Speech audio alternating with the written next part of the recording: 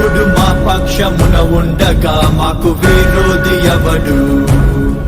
మా దేవుడు మా పక్షమున ఉండగా మాకు విరోధి ఎవడు? జీవము గల దేవుని సైన్యముగా సాతాను నోడిద్దుము. జీవము గల దేవుని సైన్యముగా సాతాను నోడిద్దుము. యుద్ధం యెహోవాదే, రక్షణ యెహోవాదే, విజయం యెహోవాదే, ఘనత యెహోవాదే. యుద్ధం యెహోవాదే, రక్షణ యెహోవాదే, విజయం యెహోవాదే, ఘనత యెహోవాదే. దేవునికి స్తోత్రం. దేవుని యొక్క మహాకృపను బట్టి ఈ ఆదివారం రోజు శరీరాలు బలహీనంగా ఉన్నప్పటికీ కూడా దేవుని యొక్క మహాకృపను బట్టి క్షేమకరమైన ప్రయాణాలు ఇచ్చి ఆయన సన్నిధానానికి మనల్ని తీసుకొచ్చిన దేవదేవునికి మహిమ కలుగును గాక. మరి ముఖ్యంగా వాక్య భాగంలోకి వెళ్తుండగా వాక్యమై ఉన్న దేవుడు, వాక్యము ఆయన వారం మనము. మనతో దేవుడు మాట్లాడితే వారమంతా బ్రతకగలం. అయినా వారము నీవు ఇచ్చిన మాటను పట్టుకొని మేము బలంగా ఉండగలుగుతున్నాం. దేవుడు వాక్యము వారం అయ్యేసరికి ప్రతిరోజు చదువుతాం, కానీ ఆదివారము ఆరాధన రోజు దేవుడు సన్నిధానానికి వచ్చినప్పుడు నాతో దేవుడు ఏమైనా మాట్లాడతాడని ఆశతో వచ్చినప్పుడు ఆశపడే ప్రాణాన్ని దేవుడు తృప్తిపరుస్తాడు. అయితే ఈరోజు దేవుడిచ్చిన మాటలను మనము చెప్పుకుందాం. మరి మీరందరూ శ్రమించి దేవుని మాటలు వినడానికి పరుగులెత్తుకొని వచ్చారు కాబట్టి చూస్తున్న మీకు నా హృదయపూర్వకమైన వందనాలు. వింటున్న మీ అందరికీ నా హృదయపూర్వకమైన వందనాలు. సెల్లాపేసి వాక్యం వైపే మనసు పెట్టాలి. యూత్ సెల్ల పట్టుకుంటే వాక్యము అటు ఇటు అయిపోద్ది. ఈ వాక్యం ఎంతో కష్టపడి దేవుడి పాదాల చెంతలో అడిగి ప్రార్థన చేసుకుని వచ్చిన మాటలను మనం నిర్లక్ష్యంగా వినకూడదు. ఏమ్మా పూర్ణిమ, మోని, చక్కగా వినండి వాక్యం. నేను మధ్యలో మళ్ళీ అడుగుతాను, ఓకేనా? సరే.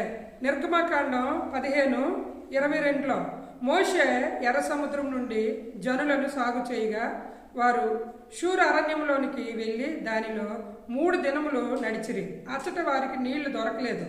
అంతలో వారు మారాకు చేరి మారా నీళ్లు చేదువని గనుక వారు ఆ నీళ్లను త్రాగలేకపోయిరి.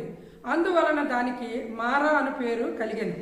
ప్రజలు మేమేమి త్రాగుదామని మోషే మీద సొనుక్కొనగా అతడు యెహోవాకు మొరపెట్టెను. మోషే ప్రజలు పట్టుకొని అరణ్యం గుండా నడుచుకుంటూ కాలు నడకతో వెళ్తున్నారు. వెళ్ళినప్పుడు దాహం కలిగింది ప్రజలకి. దాహం కలిగినప్పుడు ఇప్పుడు మనము ఇప్పుడు చర్చి దగ్గరికి రావడానికి ఇంటి దగ్గర నుండి చర్చికి వచ్చేసరికి దాహం వేస్తుంది కదా. ఫస్ట్ ధనుంచి అడుగుతారు, మేడం గారు నీళ్ళు తెచ్చారా అని. బాటిల్ తీసుకొని దాహానికి తాగుతాడు. ఇక్కడ నుండి ఎంత కిలోమీటర్ కూడా ఉండదు కదమ్మా, దాహం పుడుతుంది. కానీ ఇలాంటి అరణ్యంలో కాలు నడకతో వెళ్ళినప్పటికీ ఎంత దాహం ఉంటుంది. అరణ్యంలోని మోషేతో పాటు వారు నడుచుకుంటూ కాలు నడకతో వెళ్తుండగా వారికి దాహం కలిగింది. దాహం కలిగినప్పుడు తాగడానికి అని చెప్పి వెళ్ళేసరికి ఆ నీళ్లు మరి మారా అని పేరు కలిగిన ఆ నీరు దగ్గరికి వెళ్ళారు. ఆ చేదైన నీరు ఆ ప్రజలందరూ ఆ నీళ్ళ దగ్గరికి వెళ్ళి తాగాలనుకున్నారు. అయితే వారు ఏమనుకుంటున్నారట, మేము త్రాగుదామని మోషే మీద సొనుక్కొనగా అతడు యెహోవాకు మొరపెట్టెను. ఈ చేదు నీళ్ళు తాగలేరు కదా. మంచి దాహం వేసినప్పుడు ఏ నీళ్ళు తాగాల? మంచి నీళ్ళు తాగాలి. ఇప్పుడైతే మినరల్ వాటర్ తాగాలి. ఆ నిమిషానికి ఆ కొలాయి వాటర్ వచ్చినా తాగరు. మినరల్ వాటర్ బాటిల్ కొనుక్కొని తాగుతారు కదమ్మా. అలాంటిది మరి ఆ రోజుల్లో వారు అరణ్యంలో నడుస్తున్నప్పుడు వారికి దాహం కలిగినప్పుడు వారు ఆ ఒక్క స్థలం దగ్గరికి వెళ్ళగానే ఆ నీరు చేదుగా ఉన్నాయి. మోషే మీద సొనుక్కుంటున్నారు. మోషే గారు ఏమో యెహోవాకు మొరపెడుతున్నారు. ఆ మొరపెట్టినప్పుడు అక్కడ ఆయన వారికి కట్టడను విధి నిర్ణయించి అక్కడ వారిని పరీక్షించి మీ దేవుడైన యెహోవా వాక్కును శ్రద్ధగా విని ఆయన దృష్టికి న్యాయమైనది చేసి ఆయన ఆజ్ఞలకు విధేయులై ఆయన కట్టడలన్నిటినీ అనుసరించి నడిచిన ఎడల నేను ఐగుప్తులకు కలుగు చేసిన రోగములలో ఏది మీకు రానియను. ఐగుప్తులో కలుగు చేసిన రోగాల్లో ఏది మీకు రాదు. ఇప్పుడు ఏ రోగం ఉందమ్మా? ఇప్పుడు ప్రస్తుతానికి ఏ రోగం పరిగెడుతుంది భూమి మీద? కరోనా, ఇంకా ఇంకొక వ్యాధి ఏంటి? ఒమిక్రాన్. ఈ వ్యాధులు భూమి మీద ప్రబలి పరుగులెడుతున్నాయి ప్రజల మీదకి. ఎక్కడ చూసినా, ఇంట్లో చూసినా హౌస్ క్వారంటైన్లో ఉంటూ, సాధనాలు చేసుకుంటూ, మెడిసిన్ వాడుకుంటూ గడుపుతూ ఉన్నారు.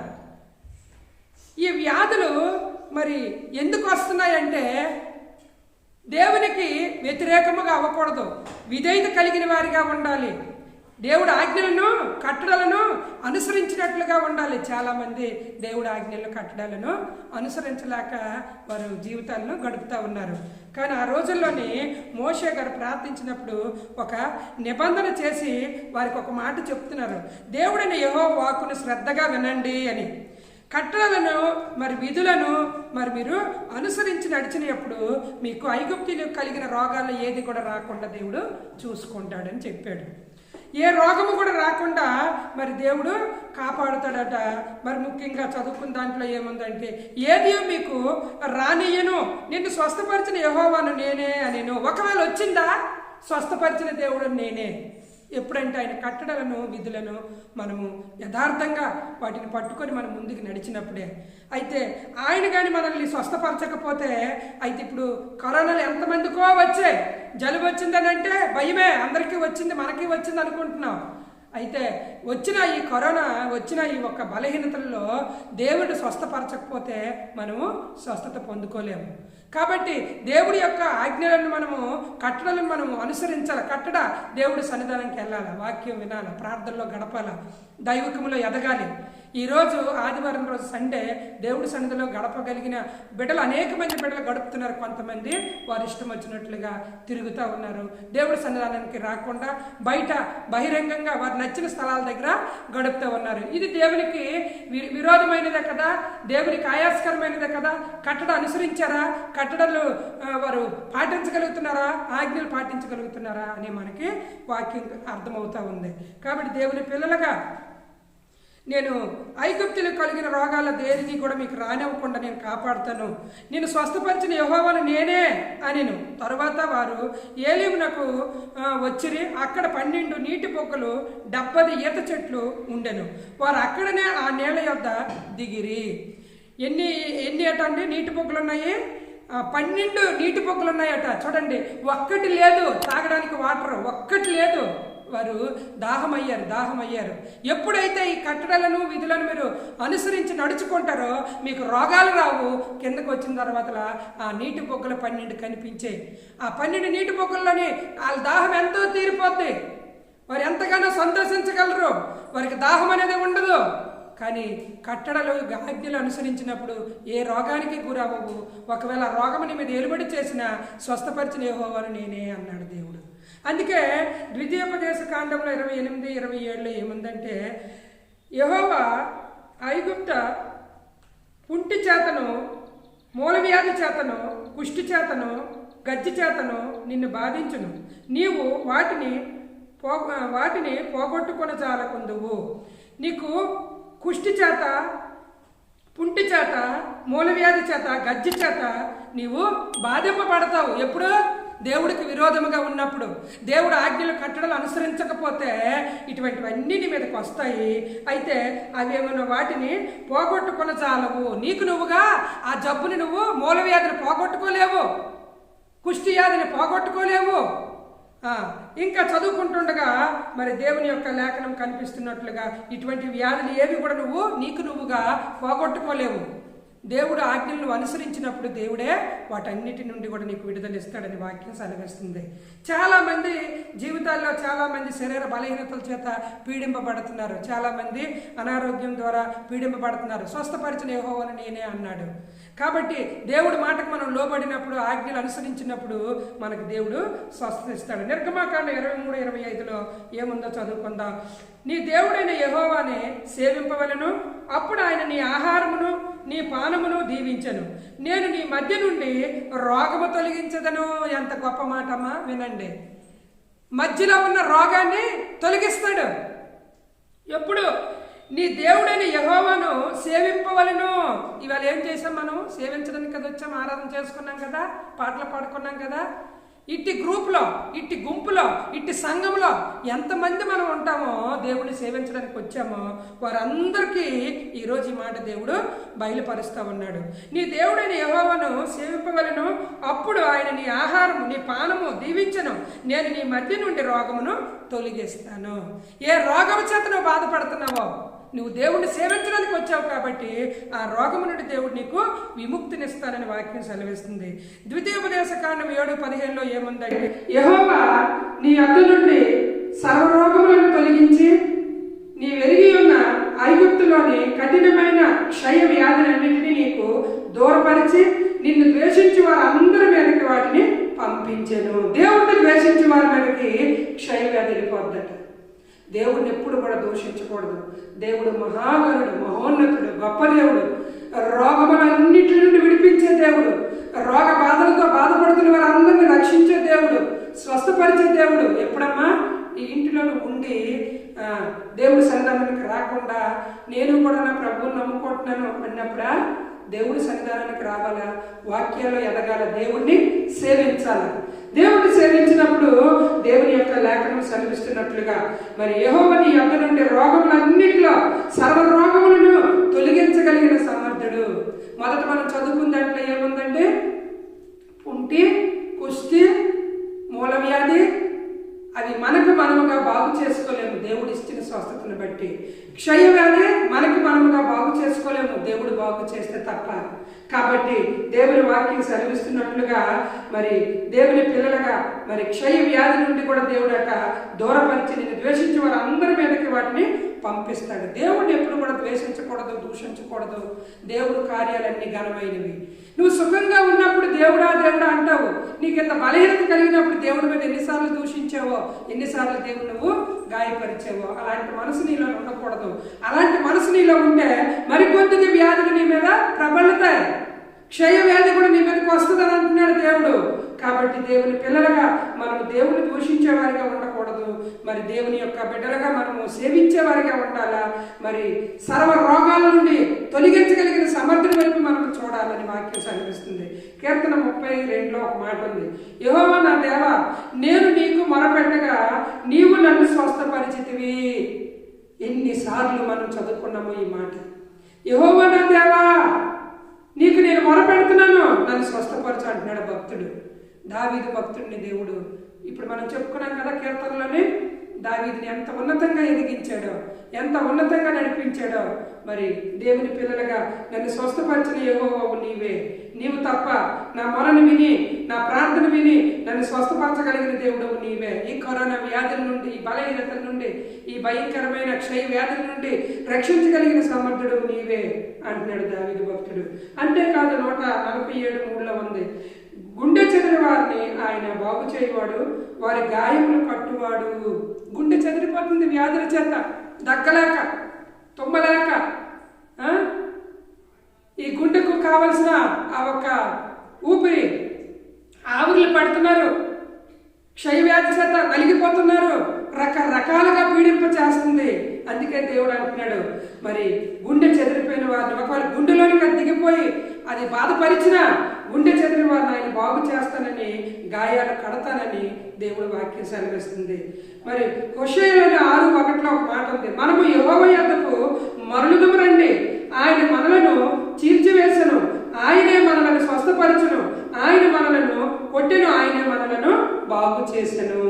దేవుడి వైపు మరలుదుము రండి. లోకంలో ఉన్న ప్రజలందరూ దేని వైపు మరలుతున్నారమ్మా? దేవుడి వైపు మరలిన వారు ఉన్నారా? ఈ లోకం వైపు పరుగులెత్తుతున్న బిడ్డలు అనేక మంది ఉన్నారు. కానీ దేవుడి వైపు మనం మరలినప్పుడట దేవుడే స్వస్థపరుస్తాడు, దేవుడే కొడతాడు, దేవుడే చిల్లిస్తాడు, దేవుడే కడతాడు. ఆయనకు అన్నీ తెలుసు. నువ్వు తిరగకపోయావా నిన్ను కొడతాడంట, నువ్వు దేవుడి వైపు మరలకపోయావా నిన్ను చిల్లుస్తాడంట, నువ్వు దేవుడి వైపు మరలావా, నువ్వు దేవుడి వైపు తిరిగావా నిన్ను స్వస్థపరుస్తాడంట.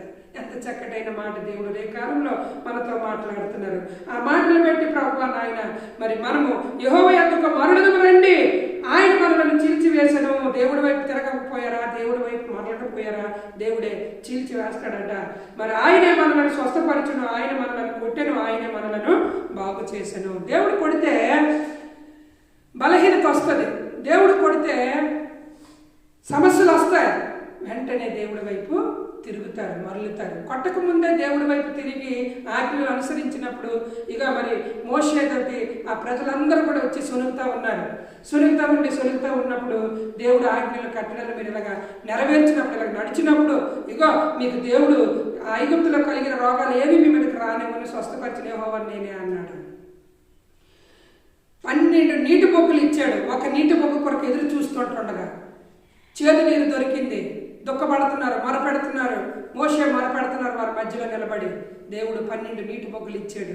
నీవు నేను ఏ దేవుడి వైపు అయితే మనము మరలుతామో, ఏ దేవుడి వైపు అయితే మనము మరలి ఆయన మార్గము గుండా వెళ్తామో, దేవుడు మనల్ని ఎంతగానో రక్షించి స్వస్థపరిచి భయంకరమైన ఈ క్షయ వ్యాధి, మూల వ్యాధి, పుంటెను, సమస్త బలహీనతను దేవుడు తీయగలిగిన సమర్థుడు. ఆయనకు అసాధ్యమైనది ఏది లేదు. స్వస్థపరిచిన యెహోవాను నేనే అన్నాడు. ఆయన వైపు మరలే వారిగా మనం ఉండాలా. ఇక ఒక దెబ్బేసి ఆయన వైపు తిప్పుకోక ముందే దేవుడి వైపు మనం మరలినప్పుడు దేవుడు మనల్ని స్వస్థపరుస్తాడు. ఆ రోజుల్లో దేవుడే స్వస్థపరిచాడు. ఈ రోజుల్లో దేవుడు మనల్ని ఎంతమందిని ఎన్నిసార్లు స్వస్థపరిచాడో. ఈరోజు మేము వస్తుండగా మార్గంలో చిలకపాలెం దాటిన తర్వాత ఆ ఏరియా ఏంటో పేరు నాకు తెలియదు, కానీ ఆ చెట్లు ఎక్కువగా ఉంటాయి. రోడ్డు దగ్గర స్పీడ్ బ్రేకర్ కూడా ఉంటుంది. అటుపక్క వెళ్తే రాయిలు అవన్నీ పిండి చేసి వ్యానులతో వెళ్తాయి. ఆ స్టార్టింగ్లో వస్తుండగా రోడ్డు పాయింట్లోనే మరి బైక్ యాక్సిడెంట్ అయ్యి ఒక ఆమె యవనస్తురాల్లాగా ఉంది, చనిపోయి అక్కడ ఉంది. మేము ఎవరు దగ్గర లేరు. మనుషుల్లో ఎలాగున్నారంటే కరోనాను బట్టి ఒకరి దగ్గరికి ఒకరు రావట్లేదు, దూరంగా ఉంటున్నారు. ఒక 5గురు ఆ మూలలో ఉన్నారు. అడ్డంగా ఆ భర్త ఆ భార్య మీద పడి ఏడుస్తూ ఉన్నాడు. ఒక హెల్మెట్ అటుపక్క తుల్లిపోయి ఉంది. హెల్మెట్ ఏంటి ఎక్కడ ఉందని నేను ఆ పక్క నుండి వస్తుంటే ఇలా తిరిగి చూశాను. చూసినప్పటికీ బ్లడ్తో ఆమె చనిపోయి దుప్పటి కట్టుకున్నాను. చాలా బాధ, భయం వేసింది చూడగానే. అంటే చెప్తున్నాను ఎందుకంటే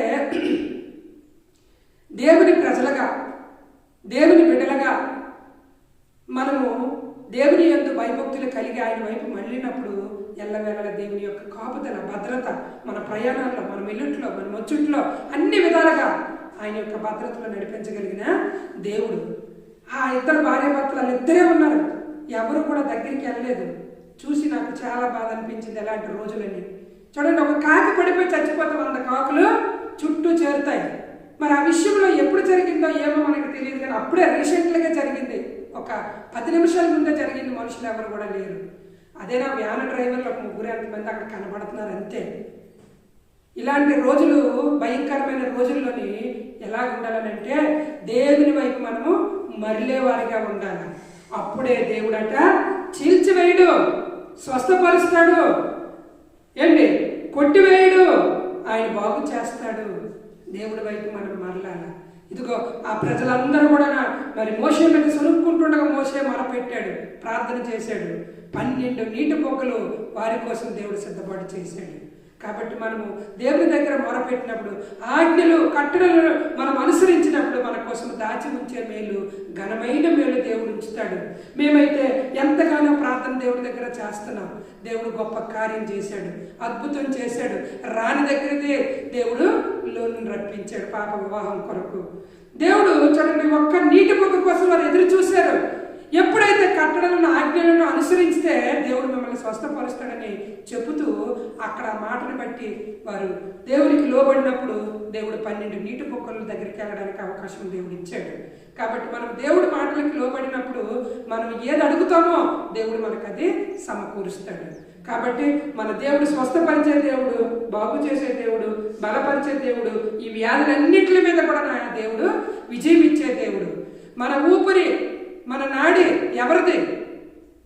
భక్తుడు పాడాడు, యేసయ్యా నా జీవనాడివి నీవే, యేసయ్యా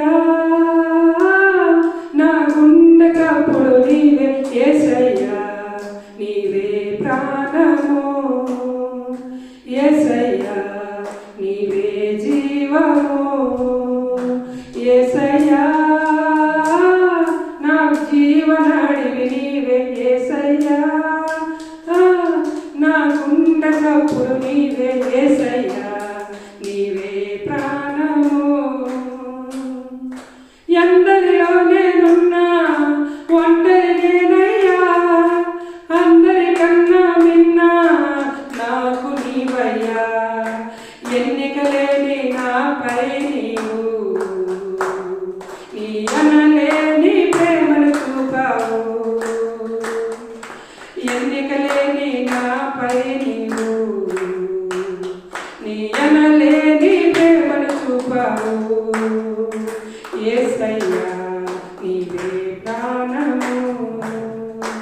హల్లెలూయా. దేవుని యొక్క జీవనాడి యేసయ్యా, నీవే నా జీవనాడి. మనం ఇలా జీవిస్తున్నామంటే ఈ యొక్క ఆత్మలో, ఈ దేహంలో ఈ ఆత్మ ఉన్నదనంటే ఈ జీవనాడి ఎవరిది? యేసయ్యా, నీవే నా జీవనాడివి. భక్తుడు పాడాడు. నా గుండె చప్పుడు నీవేనయ్యా. ఈరోజు గత రాత్రిలో 2 గంటల సమయం అప్పుడు ఊపిరి కూడా తీయడం చాలా కష్టమైంది. అంకులు 2 సార్లు లేచి టెస్ట్కి ఇంకా వెళ్ళలేదని మంది దెబ్బలాడారు విజయవాడ డ్యూటీ నుండి వచ్చి. నేను ఊపిరి తీయడానికి ఇబ్బంది అయ్యింది. ప్రార్థన చేసుకున్నాను. ఒక తెల్లవారు 4-3 గంటల వరకు కూడా పడుకోలేదు నేను. అంటే ఈ జీవనాడి ఎవరిది? ఈ గుండె చప్పుడు ఎవరిది? ఆయనది. ఆయన కృపలో నడిపించి, బలపరిచి, స్వస్థపరిచి, దేవుని యొక్క మహాకృపను బట్టి ఈరోజు మందిరానికి వచ్చి దేవుని గురించి అయిన మాటలు ప్రకటించుకోవడానికి, నాలాగే ఎంతమంది బాధపడుతున్నారో బలహీనులయ్యి, నాలాగే ఎంతమంది దుఃఖపడుతున్నారు, ఇదిగో దేవుడు వాక్యం సెలవిస్తుంది, స్వస్థపరచలే హో అని నేనే కట్టడల ఆజ్ఞలను అనుసరించినప్పుడు దేవుడి యొక్క గొప్ప స్వస్థత మన మీద ఉందని దేవుడు వాక్యం సెలవిస్తుంది. కాబట్టి ఈరోజు మనం నేర్చుకున్న వాటిలో తండ్రి దేవా, ఇదిగో మేము ఈరోజు ఈ మాటలు మాకు ఇచ్చారు, మరి నీ ఆజ్ఞలు అనుసరించినప్పుడు నువ్వు స్వస్థపరుస్తున్నావు. ఐగుప్తులో కలిగిన రోగాలు ఏవి నీ మీదకి రానివ్వను అన్నావు. అంతేకాదు, నీటి పొక్కులో కూడా 12 నీటి పొక్కులు లేనివి అక్కడ కనిపింప చేశావు. అయితే మారాలాగా కాకుండా రూతు 1:20లో ఒక మాట ఉంది. ఆమె సర్వశక్తుడకు నాకు చాలా దుఃఖము కలుగు చేసిన కనుక నన్ను నయోమి అనక మారా చేదు అనండి అన్నది. ఆమె కలిగిన సమస్యను బట్టి, ఆమె కలిగిన ఇబ్బందులు బట్టి మారా, నయోమి పేరు కాదు కానీ మారా అనండి అన్నది. సమస్యలు వచ్చినప్పుడు ఆ నీరు మారాగా చేదుగా మారిపోయింది, ఆ దాహం తీరలేకపోయింది. కానీ సమస్యలన్నింటి నుండి కూడా దేవుడే విడదీయగలిగిన దేవుడు, కాపాడగలిగిన దేవుడు మనం కలిగి ఉన్నాం. ప్రార్థన చేసుకుందాం, కళ్ళు మూసుకుందాం. దేవా నాయన, ఈ మారా